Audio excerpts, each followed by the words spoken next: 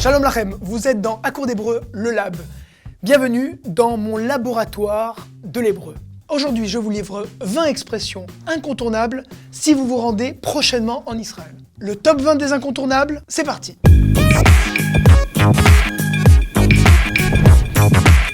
Dash, c'est pas du tout la lessive. Dash, c'est drishat shalom.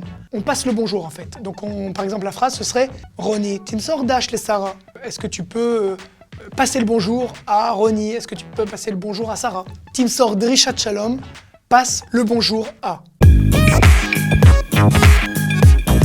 Panim el panim, face à face. Par exemple quand vous avez un rendez-vous galant, ça s'appelle lirot mishei panim el panim. Ani roe ota panim el panim. Je la vois face à face. En fait, ça veut dire tête à tête. L'expression al hapanim, littéralement sur le visage.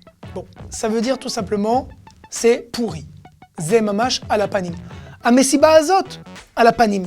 Amisada azot al hapanim. Al hapanim, ça veut dire pourri. Titradesh. Ah, titradesh, c'est pas mal, ça veut dire littéralement renouvelle-toi. Quand on voit un proche ou un ami qui a acheté un nouveau vêtement ou un nouvel objet, on lui souhaite titradesh. C'est un peu le Mazal Tov, mais israélien. Titradesh, ça voudrait dire en gros, fais-en bon usage. Barour. Ah oui, attention, ne pas confondre avec barour. Attention. Barour, ça veut dire c'est clair, c'est évident, barour. D'accord? À ne pas confondre avec barour, qui est le premier mot qu'on utilise quand on fait une bénédiction juive. Barour qui veut dire béni. Barour qui veut dire c'est clair. Mapitom, mapitom. Mapitom qui veut dire qu'est-ce que tu me racontes? Mais quelle idée? Mais n'importe quoi. Mapitom, c'est un petit peu tout ça. D'accord? Littéralement, ça veut dire quoi? Soudain. Quoi, soudain? Tu me parles de ça? Je comprends pas. Pourquoi soudainement? C'est une expression qui est plus dans la bouche de l'ancienne génération. Hein. Mapitom, qu'est-ce que tu me racontes? Lo yeuman, c'est incroyable. Ça vient de amen, qui veut dire croire. Amen. Les ha'amin, croire. Lo yeuman, incroyable.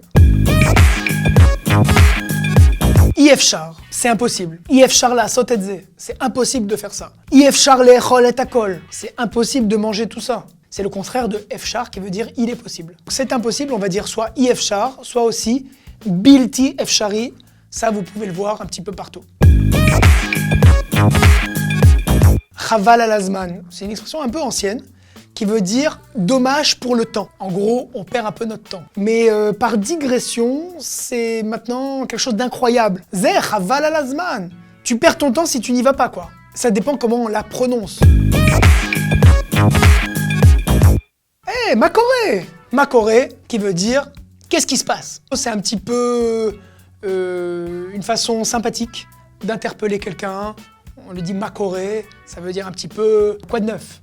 Au passé, on dira makara. Qu'est-ce qui s'est passé? Une expression que vous allez pouvoir dire en Israël quand vous allez parler avec quelqu'un. Ani medaber ivrit shotef. Ani medaber ou ani medaberet, si vous êtes une femme. Ani medaber ivrit shotef. Je parle hébreu couramment. Shotef, ça veut dire lishtof et akelim. Ça veut dire faire la vaisselle, de rincer et de couler. Donc c'est fluide. Ok? Je parle l'hébreu couramment. Ani medaber ivrit shotef. Metsuyan, excellent. Metsuyan, qui veut dire parfait, génial. Bon, ça veut dire surtout excellent. Alors ça, écoutez bien, ça peut vous servir. Ma'irpat lecha. Qu'est-ce que tu en as à faire? Ma'irpat lecha. L'expression ne change pas tellement quand c'est, par exemple, pour une fille, on va dire « Ma'irpat lach ». En quoi ça t'importe? Alors pour l'instant, vous pourrez timidement dire aux Israéliens qui vous interpellent en hébreu « Ani medaber ktsat ivrit » ou pour les femmes « Ani medaberet ktsat ivrit ». D'accord? Ktsat qui veut dire un peu. Léat, léat. C'est le même mot répété 2 fois qui veut dire doucement, doucement. Ça, c'est quand un Israélien parle beaucoup trop vite. On va lui dire léat, léat. Stom et tapé. Alors ça, c'est pas du tout gentil, je vous dis tout de suite, c'est même un peu grossier. Ça veut dire bouche, ta bouche. L'istom, ça veut dire boucher. Et P, c'est la bouche. Stom et tapé, ferme-la. Bidiouk. Bidiouk, ça veut dire exactement. D'ailleurs, pour l'heure, on peut dire il est Hacha, Shalosh, Bidiouk. Là, on a une série de 4 mots qui se disent régulièrement, avec des niveaux de langage un peu différents, mais qui veulent dire à peu près la même chose. Betach, Bevadai, Kamuvan, Behechlet. Ça veut dire à peu près la même chose. J'espère qu'on ne va pas me remonter les bretelles si je dis que c'est la même chose. Betach, ça veut dire bien sûr. Betach, bien sûr, mais c'est plus dans du langage parlé. Bevadai, c'est plus pour les Ashkénazes. Bevadai, c'est comme Betach, mais plus coincé. Kamuvan, qui veut dire évidemment, qui est un langage beaucoup plus formel. Et Behechlet, qui veut dire certainement, qui est un peu plus fort encore que bien sûr, et c'est un langage un peu plus soutenu. Tachles. Alors, Tachles, vous l'entendez souvent en Israël, Tachles par-ci, Tachles par-là. Ça veut dire bref, abrège. C'est pas très gentil en plus, ça dit souvent, va droit au but quoi. D'ailleurs, va droit au but, c'est ça qui va nous donner la réponse de l'origine du mot Tachles. Tachles, en fait, c'est un mot qui vient du yiddish. Mais ce mot qui vient du yiddish vient d'abord de l'hébreu. C'est le mot Tachlit, qui veut dire un but, qui s'est lu du coup en yiddish, ça se lit Tachles. Tachles, vous voyez, le taf de la fin devient le son S. Et ce Tachles est revenu en hébreu avec un samer à la fin, et ça donne Tachles. Va droit au but, s'il te plaît. Allez, on termine avec Savlanout.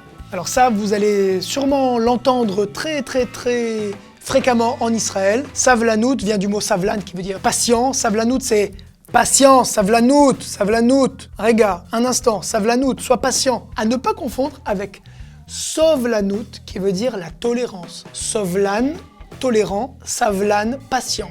Savlanout, patience, sovlanout, tolérance. C'est beau, entre la patience et la tolérance, il n'y a qu'une lettre qui les sépare. Si vous avez aimé cette vidéo, n'hésitez surtout pas à liker ou à partager. Pour revoir l'intégralité des vidéos de À court d'hébreu, rendez-vous sur notre page YouTube. Vous pouvez également nous retrouver sur votre portable grâce à l'application Be'Ivrit. Je vous retrouve plus tard pour une autre vidéo.